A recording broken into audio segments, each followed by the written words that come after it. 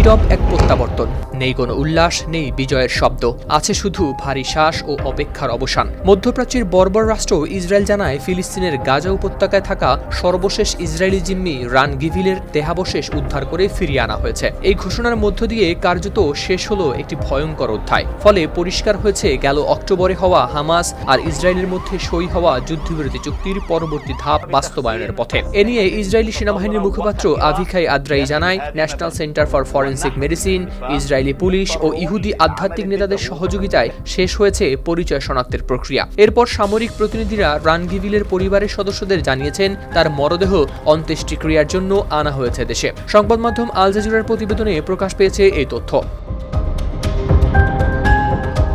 Run গিভিলি ছিলেন Israeli পুলিশের সদস্য। ধারণা করা হয় 2023 সালের 7 অক্টোবর ইসরায়েলের ভূখণ্ডে হামাসের হামলার সময় তার মৃত্যু হয়। তার মরদেহ ফেরার মধ্য দিয়ে গাজায় জিম্মি থাকা 251 জনকে ফেরানোর বিষয়ে শেষ হল চুক্তিগত বাধ্যবাধকতা। একই সময়ে গাজার ভেতরেও ঘটেছে আরেক প্রত্যাবর্তন।